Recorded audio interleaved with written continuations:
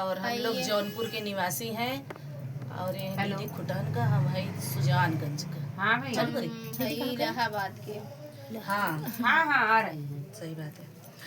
अरे मुट्ठी भरी जीरा लिहले बेटी हो रोवनी देई बेटी हो रोवनी देई छीटतई सासुरवा घरे जाई ना जो के सोहाग बाढ़ई छीटत ससुरवा घरे जाई ना जो के सोहाग बाढ़ई।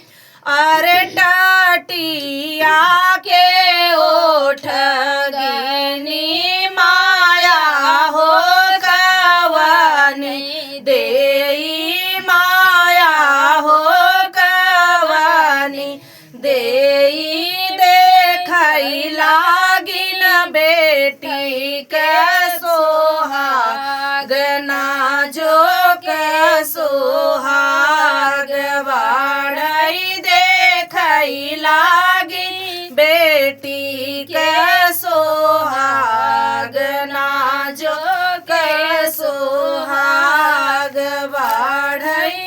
अरे हमारा सोहगवा माया देखही न जा हे अरे देखही न चाहे हो देखी लेत्यू भाभी के सोहाग ना जो के सोहाग बाढ़ई देखी लेत्यू भाभी के सोहाग ना जो के सोहाग बाढ़ई।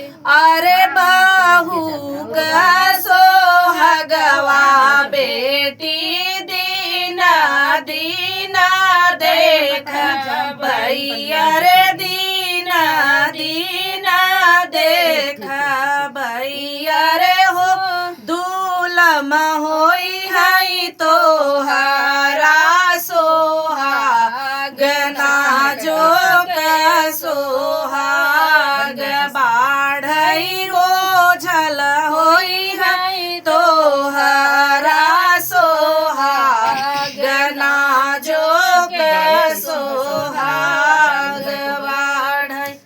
अरे मुट्ठी भरी जीरा लिहले बेटी हो बांधना देई बेटी हो सारो जा देई छीटतई सासुरवा घरे जाई ना जो के सोहाग बाढ़ई छीटतई सासुरवा घरे जाई ना जो